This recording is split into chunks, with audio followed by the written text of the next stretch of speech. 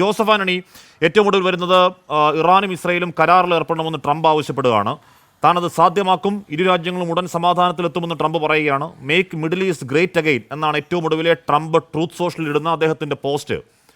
ഈ പറയുന്ന രീതിയിൽ നമ്മുടെ ഇന്ത്യ പാകിസ്ഥാൻ യുദ്ധമുണ്ടായപ്പോൾ ഞാൻ ഇടപെട്ടുവെന്നും ഞാൻ ഇടപെട്ട് യുദ്ധം നിർത്തി എന്നൊക്കെ പറഞ്ഞൊരു ട്രംപിനെ നമ്മൾ കണ്ടതാണ്. അതിനെപ്പറ്റി കൂടുതൽ ചർച്ചകൾ പിന്നെ കണ്ടുമില്ല. ജോസഫ് ആന്റണി, ഈ യുദ്ധം അധിക നാൾ നീണ്ടു നിൽക്കൽ നല്ലതല്ലെന്ന് ഇറാനും അറിയാം, ഇസ്രയേലിനും അറിയാം. ജോസഫ് ആന്റണി.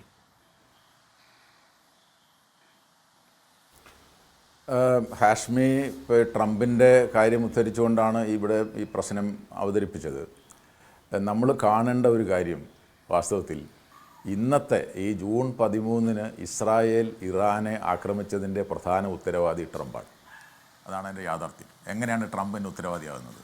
നമുക്കറിയാം, ഇറാൻ്റെ ആണവ പദ്ധതിക്ക് വളരെ വർഷത്തെ പഴക്കമുണ്ട്. ഒരു പക്ഷേ 1950 മുതൽ ഇറാന് ആണവ പദ്ധതിയുണ്ട്. അന്ന് ആണവ പദ്ധതിയെ അമേരിക്കൻ പക്ഷത്തായിരുന്നു ഇറാൻ, ഈ ഷായൊക്കെ ആയിരുന്നതുകൊണ്ട് ആ പദ്ധതിയെ സഹായിച്ചു തുടങ്ങിയത് അമേരിക്കയാണ്, റൈറ്റ്. അതിനുശേഷം 1979 ശേഷം ഈ ഇസ്ലാമിക് റവല്യൂഷൻ വന്നതിന് ശേഷമാണ് അത് ഇറാൻ്റെ ഈ ഇപ്പോഴത്തെ ഭരണകൂടത്തിൻ്റെ ചുമതലയിലായത്. അതവിടെ നിൽക്കട്ടെ. ഈ പദ്ധതി, ആണവ പദ്ധതി രഹസ്യമായിട്ട് ആണവ സമ്പുഷ്ടീകരണം നടത്തുന്നുണ്ട്. അവരത് ഒരു പക്ഷേ ആയുധം ഉണ്ടാക്കിയേക്കാം എന്ന വാർത്തകൾ വരുന്നത് 2000 കൂടിയിട്ടാണ്. അപ്പോൾ 2000 കൂടിയിട്ട് ഈ വാർത്തകൾ വരികയും നിരന്തരം ഇങ്ങനെ വിസിൽ ബ്ലോവേഴ്സ് ഇങ്ങനെ ഓരോ വിവരങ്ങൾ പറയുകയും പത്രപ്രവർത്തകരെ പുറത്തു കൊണ്ടുവരികയൊക്കെ ചെയ്തതിന് ശേഷം അത് വളരെ ചർച്ചയായി. അതിനകത്ത് ഇടപെടണം, അന്തർദേശീയ സമൂഹം ഇടപെടണമെന്ന് തീരുമാനിച്ചത് ഒബാമ അധികാരത്തിൽ വന്നപ്പോഴാണ്. ഒബാമ അധികാരത്തിൽ വന്നപ്പോൾ അങ്ങനെ തീരുമാനിക്കാനുള്ള കാര്യം, ഈ പശ്ചിമേഷ്യ നിരന്തരം സംഘർഷ മേഖലയാവാൻ പാടില്ല, ഈ പറഞ്ഞതുപോലെ ഇസ്രായേൽ ഉൾപ്പെടെയുള്ള രാജ്യങ്ങൾ സമാധാനത്തോടെ അവിടെ ജീവിക്കണം എന്നുള്ള ചിന്തയുടെ ഫലമായിട്ട് ഈ ഇറാനുമായിട്ടുള്ള പ്രശ്നം, ഇറാൻ്റെ ആണവ പ്രശ്നത്തെ പരിഹരിക്കാൻ വേണ്ടിയിട്ട് അദ്ദേഹം തീരുമാനിച്ചു. അദ്ദേഹം തീരുമാനിച്ചപ്പോൾ അദ്ദേഹവും, ഈ പഞ്ചമഹാശക്തികളുടെ ഭാഗമാണ് അമേരിക്ക, പിന്നെ ഈ America, France, Britain, Russia, China എന്ന് പറയുന്ന രാജ്യങ്ങളോടൊപ്പം ജർമ്മനിയും കൂടി ചേർന്ന് 5+1 എന്ന് പറയുന്ന ഒരു കൂട്ടായ്മയും ഇറാനുമായി 2-3 വർഷം നടന്ന ചർച്ചകളുടെ ഫലമായിട്ട് 2015 ജൂലൈ മാസം 14 ഇറാൻ ആണവ കരാർ JCPOA എന്ന് പറയുന്ന ആണവ കരാർ ഒപ്പിടുന്നു.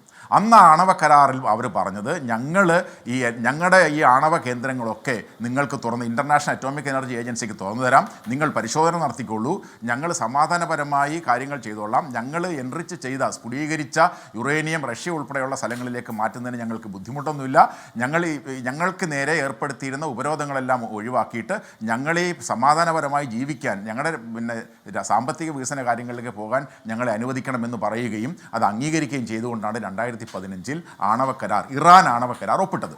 അതോടുകൂടിയിട്ട് ആ പ്രശ്നം അവസാനിച്ചു. ഈ അന്തർദേശീയമായി എല്ലാ കാര്യങ്ങളിലും ഇറാൻ സഹകരിക്കാൻ തുടങ്ങി, പ്രത്യേകിച്ച് ആണവ കാര്യങ്ങളിൽ. എന്ത് സംഭവിച്ചു ആ ആണവ കരാറിന്? ആ ആണവ കരാർ 2017 ട്രംപ് അധികാരത്തിൽ വന്നപ്പോൾ അദ്ദേഹം വന്ന സമയത്ത് തന്നെ പറഞ്ഞു, ഞാൻ ഈ ആണവ കരാർ, ഈ ഒബാമ ഒപ്പിട്ട ആണവ കരാർ കുഴപ്പം പിടിച്ച ആണവ കരാറാണ്, അത് ഞാൻ ഒഴിവാക്കും, അല്ലെങ്കിൽ ഞാൻ ക്യാൻസൽ ചെയ്യുമെന്ന് പറഞ്ഞു. 2018 അദ്ദേഹം അത് കടഞ്ഞു. 2018 ഈ ആണവ കരാർ, അതായത് അന്ന് നമ്മൾ മനസ്സിലാക്കേണ്ട കാര്യം, ഈ ആണവ കരാറാണ് ഈ ഇറാനെ ഈ പാതയിൽ, സമാധാനത്തിൻ്റെ പാതയിൽ ആണവായുധത്തിലേക്ക് പോകുന്നതിൽ നിന്നും ഒഴിവാക്കാനുള്ള ഏറ്റവും മെച്ചപ്പെട്ട മാർഗമെന്ന് തിരിച്ചറിഞ്ഞ യൂറോപ്യൻ രാജ്യങ്ങൾ ഒന്നായി നിരന്തരമായി, നമ്മൾ പറയില്ലേ കാല് പിടിച്ചൊക്കെ അപേക്ഷിക്കാമെന്ന് പറയുന്നത്, ആ തരത്തിൽ വരെ ട്രംപിനോട് പറഞ്ഞു, നിങ്ങൾ ഇതിൽ നിന്ന് പിന്മാറരുത്, പിന്മാറിയാൽ ഇത് ആപത്തിലേക്ക് പോകും എന്ന് പറഞ്ഞിട്ട് അദ്ദേഹം കേട്ടില്ല. അതിന് കാരണമുണ്ട്. നമുക്കറിയാം, ഈ ഒബാമ ഇതിന് നേതൃത്വം നൽകുന്ന സന്ദർഭത്തിൽ അന്നും ഇദ്ദേഹമാണ് പ്രധാനമന്ത്രി, നെതന്യാഹുവാണ്. ഏതെല്ലാം തരത്തിൽ അതിനെ അട്ടിമറിക്കാൻ ശ്രമിച്ചു എന്ന് അന്നത്തെ വാർത്തകൾ കണ്ടാൽ നമുക്ക് മനസ്സിലാകാം. അന്ന് ഒബാമയെ മറികടന്നുകൊണ്ട് അമേരിക്കൻ പാർലമെൻറ്റിൽ വന്ന് ഒബാമയ്ക്കെതിരെ പ്രസംഗിച്ചു നെതന്യാഹു, അതും കാണണം. അപ്പോൾ അങ്ങനെ അന്ന് അട്ടിമറിക്കാൻ ശ്രമിച്ചിട്ട് നടന്നില്ല. 2015 ഈ അട്ടിമറി ശ്രമങ്ങളൊക്കെ അതിജീവിച്ചുകൊണ്ടാണ് ഒബാമ ആണവ കരാർ ഒപ്പിട്ടത്. എന്നാൽ 2018 ആയപ്പോഴത്തേക്ക് ഈ ട്രംപ് അധികാരത്തിൽ വരികയും ട്രംപിൻ്റെ മരുമകൻ നമുക്കറിയാം യാരദ് കുഷ്ണർ എന്ന് പറയുന്നത് യഹൂദ വംശജനാണ്. ആ സന്ദർഭത്തിൽ ഇസ്രായേലിന് അനുകൂലമായ നിരവധി തീരുമാനങ്ങൾ എടുപ്പിക്കുന്നതിൽ, അത് ജെറുസലേം തലസ്ഥാനമാക്കി മാറ്റുന്നതിൽ, എംബസി ടെൽ-അവീവിൽ നിന്ന് ജെറുസലേമിലേക്ക് മാറ്റുന്നതിൽ, ഇങ്ങനെയുള്ള നിരവധി കാര്യങ്ങളിൽ ഇനിഷ്യേറ്റീവ് എടുത്തത് യാരദ് കുഷ്ണറാണ്. യാരദ് കുഷ്ണറുടെ കൂടി സമ്മർദ്ദത്തിൻ്റെ ഫലമായിട്ടാണ് 2018 ട്രംപ് ഈ ആണവ കരാറിൽ നിന്ന് പിന്മാറിയത്. ഈ ആണവ കരാറിൽ നിന്ന് പിന്മാറിയതോട് കൂടിയിട്ടാണ്, കാരണം 2 കക്ഷികൾ ചേർന്നുണ്ടാക്കുന്ന ഒരു കരാറിൽ ഒരു കക്ഷി മാറിക്കഴിഞ്ഞാൽ പിന്നെ രണ്ടാമത്തെ കക്ഷിക്ക് എന്തോ ഓബ്ലിഗേഷനാണ് ഉള്ളത്. അപ്പോൾ സ്വാഭാവികമായിട്ടും അവർ ഈ വീണ്ടും കാരണം എന്നിട്ട് മാറിയെന്ന് മാത്രമല്ല അമേരിക്കക്കെതിരായിട്ട് കൂടുതലായിട്ടുള്ള ഇറാനെതിരായിട്ട് കൂടുതലായിട്ടുള്ള ഉപരോധം അമേരിക്ക ഏർപ്പെടുത്താൻ തുടങ്ങി. അപ്പോൾ അങ്ങനെ വരുമ്പോൾ ഒരു രാജ്യം സമാധാനപരമായി സഹകരിച്ചുകൊണ്ട് മുന്നോട്ട് പോകാൻ കഴിയുന്ന രാജ്യത്തെ യാതൊരു കാരണവുമില്ലാതെ, അതായത് അതുവരെ യൂറോപ്യൻ രാജ്യങ്ങൾ പോലും ഒരു പരാതി ഉന്നയിച്ചിട്ടില്ല, യാതൊരു കാരണവുമില്ലാതെ ട്രംപ് ഈ കരാറിൽ നിന്ന് പിന്മാറുകയും കൂടുതൽ ഉപരോധങ്ങൾ ഏർപ്പെടുത്തുകയും ചെയ്തു. അപ്പോൾ അങ്ങനെ വരുമ്പോൾ ഇറാൻ എന്ന് പറയുന്ന രാജ്യത്തിൻ്റെ മുന്നിലുള്ള വഴി എന്താണ്, മറ്റു മാർഗങ്ങൾ എന്താണ്? അവരുടെ മുന്നിലുള്ള മാർഗം വീണ്ടും ഈ അന്തർദേശീയ സമൂഹത്തെ പ്രഷറൈസ് ചെയ്തുകൊണ്ട് ഈ വീണ്ടും ഒരു കരാറിലേക്ക് വരാൻ അവരെ പ്രേരിപ്പിക്കുക എന്നുള്ളത് മാത്രമാണ് അവരുടെ മുന്നിലുള്ള വഴി. അപ്പോൾ സ്വാഭാവികമായിട്ടും അവരെന്ത് ചെയ്തു? ഞങ്ങൾക്കെതിരായിട്ടുള്ള ഉപരോധം നിർത്തുമ്പോൾ ഞങ്ങളുടെ മുന്നിലുള്ള മാർഗം ഈ യുറേനിയം സമ്പുഷ്ടീകരിക്കൽ മാത്രമാണ്. അപ്പോൾ യുറേനിയം സമ്പുഷ്ടീകരിക്കൽ അവർ ഏർപ്പെടാൻ തുടങ്ങി. അതാണ് ഇവിടെ സംഭവിച്ചത്. അപ്പോൾ 2018 ഇദ്ദേഹം തുടങ്ങി വെച്ച കുഴപ്പത്തിന് ഇപ്പോൾ 2025 വീണ്ടും വേറൊരു ആളിക്കത്തലുണ്ടായിരിക്കുക. എന്താ ആളിക്കത്തലുണ്ടായതിൻ്റെ കാരണം നമുക്കറിയാം. ഇദ്ദേഹം 2025 ഏപ്രിൽ മാസം ഇറാനോട് പറയുകയാണ്, നിങ്ങൾ ഈ ആണവ കരാറിൻ്റെ പ്രശ്നം 60 ദിവസത്തിനുള്ളിൽ പിന്നെ ചർച്ചകളിലൂടെ പരിഹരിച്ചോണമെന്നാണ്. 60 ദിവസത്തിനുള്ളിൽ ഈ ലോകത്ത് എവിടെയാണ് 60 ദിവസത്തിനുള്ളിൽ ഇത്തരം ഒരു വളരെ കോംപ്ലക്സ് ആയിട്ടുള്ള വിഷയത്തെ സംബന്ധിച്ച് ഒരു രണ്ട് കൂട്ടർക്ക് തമ്മിൽ സംസാരിച്ച് തീർക്കാൻ കഴിയുക? എന്നിട്ട് പോലും ഈ ഇറാനിലും പിന്നെ ഒമാനിലും റോമിലും ഒക്കെ നടന്ന 5 റൗണ്ട് ചർച്ചകൾ നടന്നു. 5 റൗണ്ട് ചർച്ചകളിൽ പരിഹാരമാവാതിരുന്നതിൻ്റെ ഏറ്റവും പ്രധാനപ്പെട്ട കാരണം എന്താ? ഇവർ പറഞ്ഞു, അമേരിക്ക മുന്നോട്ട് വെച്ച ഏറ്റവും പ്രധാനപ്പെട്ട സംഗതി, നിങ്ങൾ ആണവം പിന്നെ സമ്പുഷ്ടീകരിക്കരുത്, നോ എൻറിച്ച്മെൻറ്റ്. അപ്പോൾ അവർ പറഞ്ഞു ലോകത്ത് 31 രാജ്യങ്ങൾ ആണവശക്തികളാണ്. ആണവശക്തികളെന്ന് പറഞ്ഞാൽ 9 ഇറാനും ഇന്ത്യയും ഇസ്രായേലും ഉൾപ്പെടെയുള്ള 9 ആണവ രാജ്യങ്ങൾ, ആണവ ആയുധമുള്ള രാജ്യങ്ങൾക്ക് പുറമെ ഈ പറഞ്ഞ 31 രാജ്യങ്ങൾ ആകെക്കൂടി ഈ യുറേനിയം ഇലക്ട്രിസിറ്റി മുതലായ കാര്യങ്ങൾക്ക് ഉപയോഗിക്കുന്നുണ്ട്.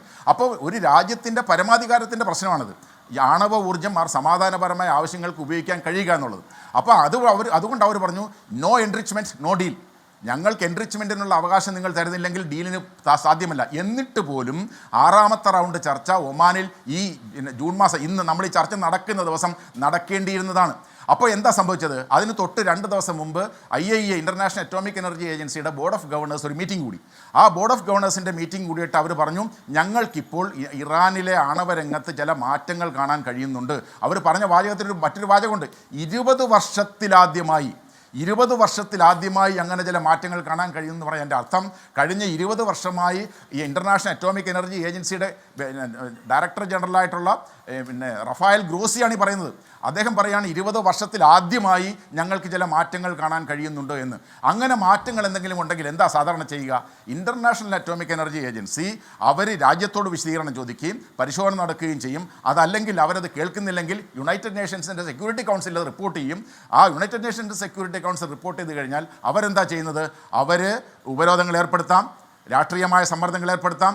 അതെല്ലാം കഴിഞ്ഞിട്ട് ഇവിടെ ശ്രീ മോഹൻപിള്ള പറഞ്ഞ പോലെ ഒരു ഘട്ടം ഘട്ടമായി പോയിട്ട് ഏറ്റവും അവസാനമാണ് ഈ സൈനിക നടപടിയിലേക്ക് പോകുന്നത്. അതും ഐക്യരാഷ്ട്ര സംഘടന അംഗീകരിച്ചതിന് ശേഷം. പക്ഷേ ഇവിടെ നമ്മൾ കണ്ടത് ബോർഡ് ഓഫ് ഗവർണേഴ്സിൻ്റെ റിപ്പോർട്ട് വന്ന് ഈ 6ാമത്തെ റൗണ്ട് ചർച്ച തുടങ്ങുന്നതിന് തൊട്ട് മുമ്പായിട്ട് ഇസ്രായേൽ ഇറാനെ ആക്രമിച്ചു. ഇറാനെ ആക്രമിക്കുന്നതിന് ഇസ്രായേൽ അതായത് ഐക്യരാഷ്ട്ര സംഘടനയിലെ അംഗമാണ്, ഐക്യരാഷ്ട്ര സംഘടനയിലെ ചാർട്ടറിൽ ഒപ്പിട്ടിട്ടുള്ള അംഗമാണ്. ഏതെങ്കിലും രാജ്യത്തിന് ഇങ്ങനെ വേറൊരു രാജ്യത്തിൻ്റെ പുറത്ത് ആക്രമണം നടത്താനുള്ള അവകാശമുണ്ടോ? അവകാശമില്ല.